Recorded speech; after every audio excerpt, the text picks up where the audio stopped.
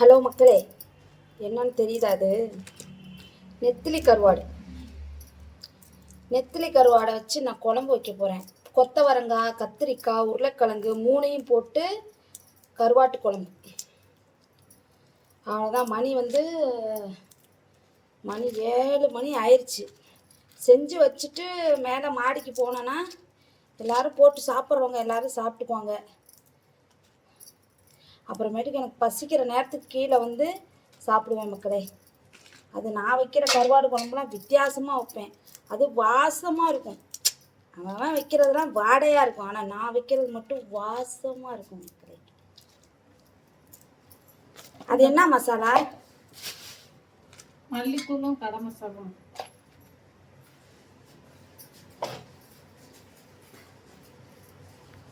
ஏன் தலையெல்லாம் கிள்ற? கருவாட்டு குழம்புல அப்புறம் என்ன தலையெல்லாம் போட்டா நல்லாவா இருக்கும்?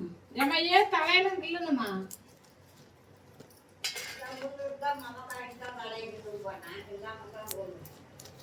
போ, அது என்ன அது கசந்து கிடக்கும்.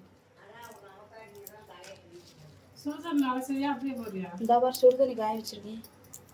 அவ்வளோதான். காய் வெந்துருச்சுன்னா ஒரு அரை வேக்காடு காய் வெந்துருச்சுன்னா எப்போதுமே மக்களே நான் வந்து ஒரு அரை வேக்காடு 3/4 வேக்காடு தான் எந்த ஒரு கறியாக இருக்கட்டும் காயாக இருக்கட்டும் வேக வைப்பேன்.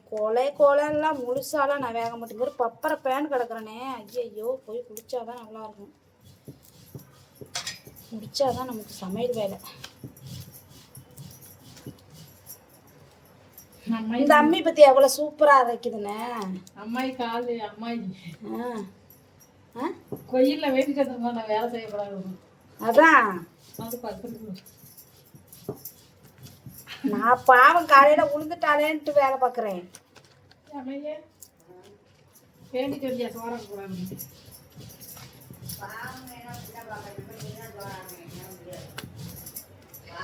ஏய், புள்ளைய நான் ஒருத்தி பார்க்கணுமா? புள்ளையும் பார்த்துக்கணும், சோறும் ஆக்கிக்கணும், பாத்திரமும் விளக்கிக்கணும். இன்னொரு நக்குமா நீ போ. அடே அப்பா, அது என்னம்மா புதுசா அம்மா அங்குது இப்போதான். அப்பா அவங்க அப்பா அந்த தம்பி கார் எடுக்கிறான்னு சொல்லிட்டு அப்பாப்பாங்குதுப்பா. எவ்வளவு எப்படி நம்மலாம் ஆள் மாற்றி பார்க்குறோம். அது எங்கே தெரியுது பத்தியா?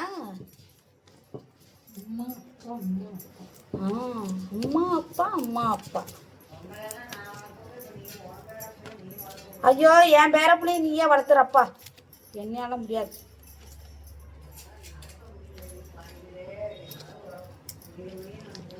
அம்மா எத்தனை தலைமுறை பார்த்துருச்சு?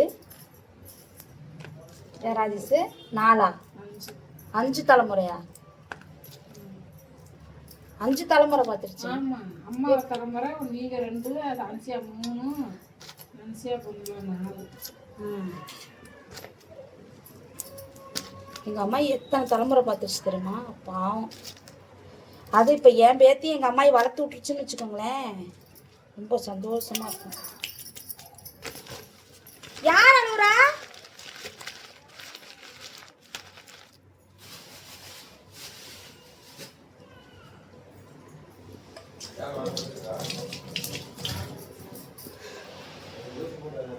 சமைக்கிறதுல கொஞ்சம் குஷியா இருக்கேன்.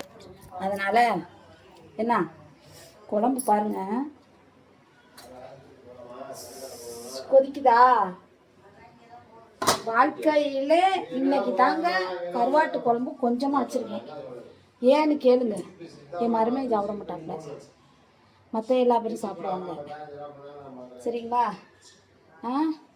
இன்னைக்கு சமையலும் வந்து இன்னைக்கு கொஞ்சம் கொஞ்சமாக தான் ஆக்கியிருக்கேன். ஏன்னா புளிசாதம் வந்து அம்மாயி காலையில் செஞ்சது வந்து அப்படியே இருக்குது.